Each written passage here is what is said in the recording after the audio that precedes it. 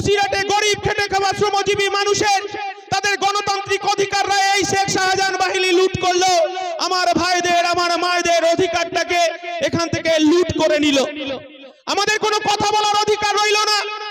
এই কথা বলার অধিকার চায়ের দোকানে মোড়ের মাথায় আমরা কোনো কথা বলতে পারি না। এই শেখ শাহজাহান এই ভেড়ি, এখানে এই ভেড়ি অঞ্চল দখল করে এখানকার গরিব খেটে খাওয়া শ্রমজীবী মানুষের তাদের জমি দখল করলো। আর তার তৃপ্তি বাসনার জন্য তারা পছন্দের মতো দিনের বেলায় আমার মায়েদেরকে পছন্দ করে আসতো, আর রাতের বেলা নিদান দিয়ে যেত। তাদের পার্টি অফিসে, তাদের যে পার্টি অফিস ছিল, তাদের যে ছোট ছোট খামার তৈরি করেছিল, আপনারা জানেন, বলতে আমাদের লজ্জায় মাথা হেঁট হয়ে যাচ্ছে। এই মমতা বন্দ্যোপাধ্যায় এই বসিরহাটের মানুষের কাছে বলেছিলেন সাচার কমিটির রিপোর্ট, সেই সাচার কমিটির রিপোর্টে তিনি বলেছিলেন মুসলমানদের অবস্থা খুব শোচনীয়। তিনি মুসলমানদের ত্রাতা হিসাবে ত্রাতা সাজতে চেয়েছিলেন। আমরা এই বসিরহাটের মানুষ মমতা বন্দ্যোপাধ্যায়কে বিশ্বাস করেছিলেন, কারণ আমরা দেখেছি মমতা বন্দ্যোপাধ্যায়, আমরা দেখেছি রোজার সময় মাহফিলে তিনি ঘোমটা দিয়ে তিনি হিজাব পরে দোয়া আদায় করেন। কিন্তু আমরা যেটুকু জানি মমতা বন্দ্যোপাধ্যায় সারাদিন কাণ্ডে পিণ্ডে গিলে এই মাহফিলে অংশগ্রহণ করে মুসলমানদের ধোঁকা দিয়েছে, সংখ্যালঘু ভাইদেরকে ধোঁকা দিয়েছে। এই কথাটাই আমরা বলতে চাইছি। আমার আব্বাস সিদ্দিকী আমাদেরকে এই নির্দেশ দিয়েছে, আর এই হাজী নুরুলরা, এই মমতা বন্দ্যোপাধ্যায়রা, এই শেখ শাহজাহানরা এই আইএসএফ সম্পর্কে বলছে। আমরা যখন হিন্দু পাড়ায় যাচ্ছি তখন এই মমতা বন্দ্যোপাধ্যায়ের দল, এই হাজী নুরুলের দল, আমরা যখন হিন্দু পাড়ায় যাচ্ছি তখন বলছে যে এটা মুসলমানের দল, এটা টুপি পরার দল, বলছে না? আর আমরা যখন মুসলমান পাড়ায় যাচ্ছি তখন বলা হচ্ছে নওশাদ সিদ্দিকী বিজেপির দালাল, আব্বাস সিদ্দিকী বিজেপির দালাল, বিশ্বজিৎ মাইতিরা বিজেপির দালাল। এই কথাটা বলতে চাইছি, আমরা এসে বলতে চাইছি। আমার আব্বাস সিদ্দিকী এই কথাটা বলেছেন, বড় এক বিনতে দুইটি কুসুম হিন্দু মুসলমান, মুসলিম তারে নয়নমণি, হিন্দু তাহার প্রাণ। আমার দলের পৃষ্ঠপোষক আব্বাস সিদ্দিকী বলেছেন, নানা ভাষা, নানা মত, নানা পরিধান, বিবিধের মাঝে দেখো মিলন মহান। আমার আব্বাস সিদ্দিকী বলেছেন, আমার মুসলমান ভাইরা মাথায় টুপি পরে মসজিদে নামাজ পড়বে নিরাপদে, তার ব্যবস্থা করবে আইএসএফ। আমার আব্বাস সিদ্দিকী নির্দেশ দিয়েছেন, আমার হিন্দু ভাইরা, আমার রেখা দিদিরা, তারা নিরাপদে মন্দিরে গিয়ে ঘন্টা বাজাবে, তারা শিবের পুজো করবে, তারা দুর্গা প্রতিমার পুজো করবে, তার নিরাপত্তা দিতে হবে আইএসএফ কে।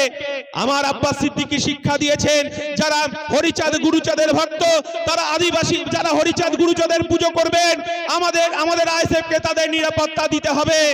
আর যারা আদিবাসী দলিত খেটে খাওয়া মানুষ আছেন, তাদেরকে তাদের জল জমি জঙ্গলের অধিকারের কথা, তারা করণ পুজো করবে, তারা টুসু পুজো করবে। আমরা এই সম্প্রীতির বাংলা দেখতে চাই। কিন্তু আমরা কি দেখলাম?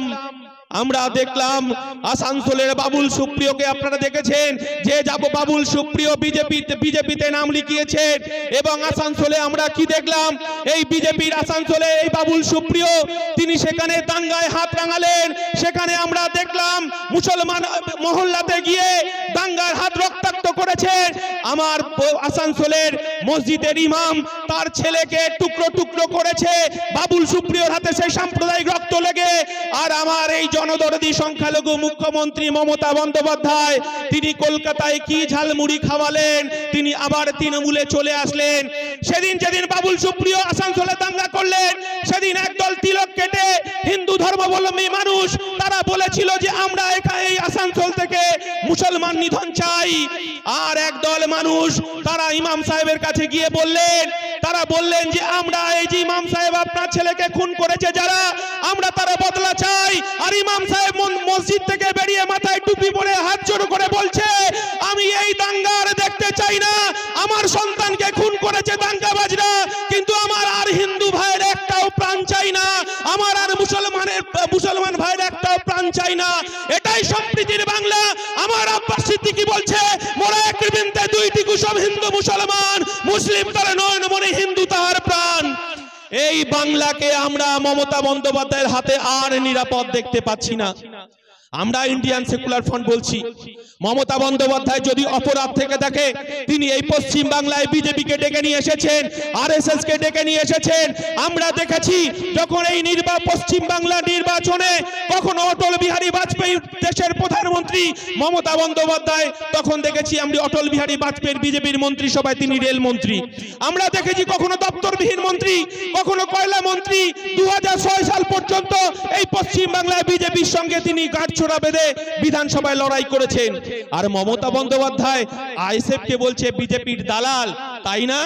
আমরা দেখেছি মমতা বন্দ্যোপাধ্যায়কে, আমরা দেখেছি আরএসএস এর দুর্গা মমতা বন্দ্যোপাধ্যায়কে বলেছে আপনি 1992 সালে ফিরে যান। সেদিন 1992 সালে এই যে রেখা দিদি, তিনি বলছেন, কি বলবো রেখা দিদির সম্পর্কে, তিনি লড়াই করেছেন, ভালো কথা। তিনি বলছেন যে 7টা জেলাকে নিয়ে একটা লোকসভা, তিনি পার্লামেন্টে কি বলবেন বুঝতে পারছেন তো রেখা দিদিরা? 7টা জেলা নিয়ে একটা লোকসভা, বুঝতে পারছেন কি বলবেন? তারপরে শুনলাম যে কোন পাড়ায় প্রচার করতে গিয়েছিল, সেখানকার দিদিরা নাকি তাড়া করেছেন। আমরা আইএসএফ এর পক্ষ থেকে বলেছি যে এই রকম আচরণ আপনারা করবেন না। সেই শিক্ষা নওশাদ সিদ্দিকী, সেই শিক্ষা আব্বাস সিদ্দিকী আমাদেরকে দেয় না। আমাদেরকে সৌজন্যের রাজনীতি করার শিক্ষা দিয়েছে, আমরা সৌজন্যের রাজনীতি করব। কিন্তু আমরা কলকাতায় দেখেছি, বিধানসভার ভেতরে দেখেছি। আপনাদের কাছে যে কথাটা বলতে চাই, তৃণমূলের সেকেন্ড ইন কমান্ড, আপনারা জানেন মুকুল রায়ের নাম শুনেছেন, তিনি বর্তমানে বিজেপির কৃষ্ণনগর উত্তরের বিধায়ক। তিনি পরিষ্কারভাবে বলে দিয়েছেন, যাহাই বিজেপি তাহাই তৃণমূল, যাহাই তৃণমূল তাহাই বিজেপি, এদের মধ্যে কোনো পার্থক্য নেই। আমরা দেখেছি এর পাশের লোকসভা ব্যারাকপুরের অর্জুন সিংকে আপনারা দেখেছেন, যে অর্জুন সিং কিছুদিন আগে বিজেপির সাংসদ হয়েছিলেন। বিজেপির সাংসদ হওয়ার পর তিনি আজান বন্ধ করার জন্য তিনি সুপ্রিম কোর্টে গিয়ে মামলা করেছিলেন। আমরা দেখেছিলাম যে তিনি বলছেন যে হিন্দু সম্প্রদায়ের মানুষের নাকি আজানে নাকি ঘুম নষ্ট হয়। তিনি কিছুদিন পরেই যখন তৃণমূল টিকিট দিল না, তৃণমূলে চলে আসলেন, আবার তিনি বিজেপির হাত ধরলেন। আমরা দেখেছি মুকুটমণি অধিকারী, তিনি বিজেপির এমএলএ ছিলেন।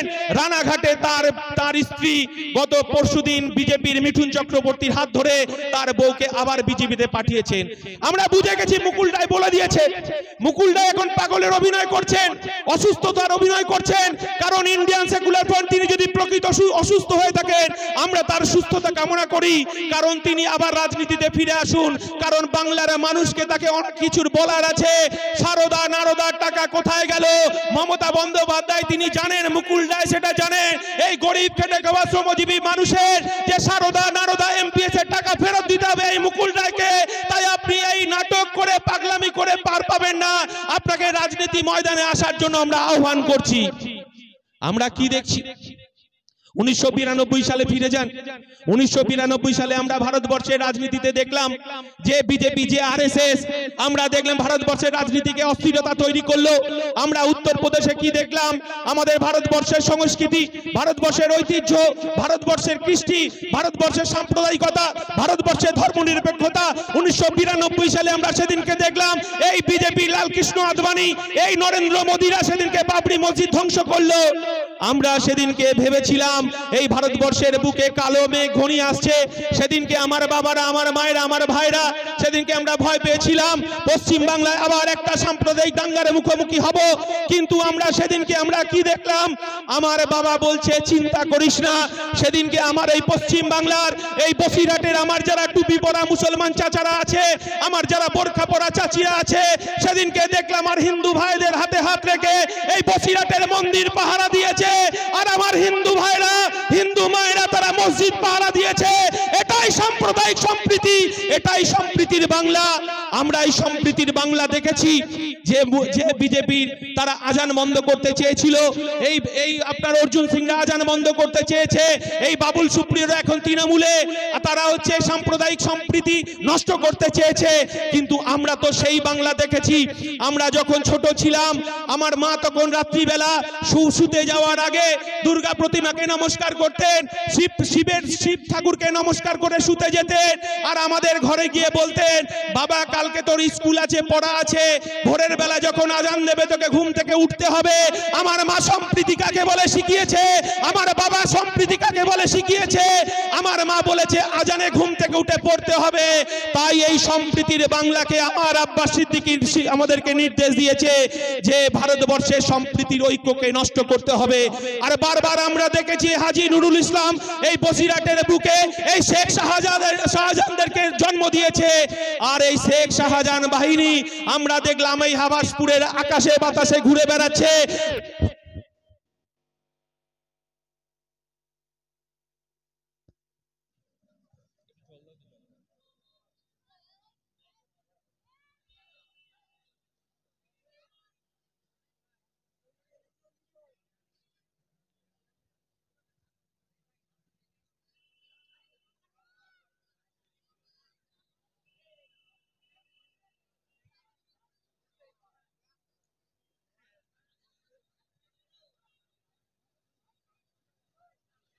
হ্যালো হ্যালো হ্যালো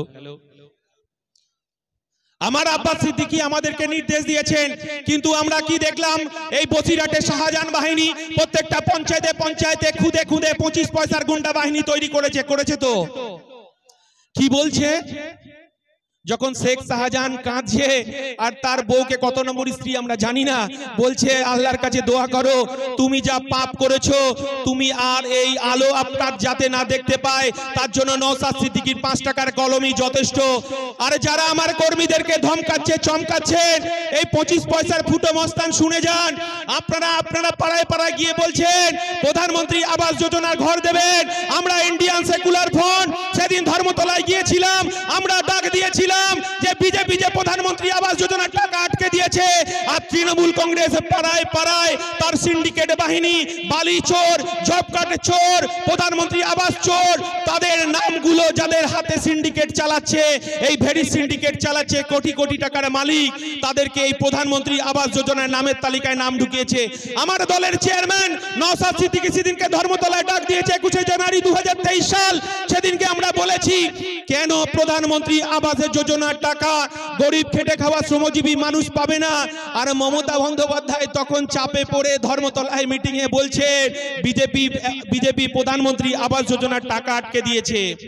আমরা বলছি ভাইপোকে আটকানোর জন্য, শেখ শাহজাহানকে বাঁচানোর জন্য, ভাইপোর রক্ষা কবচের জন্য, জ্যোতিপ্রিয় মল্লিককে বাঁচানোর জন্য, এই যে 100 দিনের কাজের টাকা যারা চুরি করেছে তাদেরকে বাঁচানোর জন্য আপনি একবার হাইকোর্টে যাচ্ছেন, থাপ্পড় খাচ্ছেন, থাপ্পড় খেয়ে সুপ্রিম কোর্টে যাচ্ছেন, কিন্তু আপনি এই প্রধানমন্ত্রী আবাস যোজনার জন্য তো একবারও সুপ্রিম কোর্টে গেলেন না, কারণ ডাল মে কুছ কালা হ্যায়।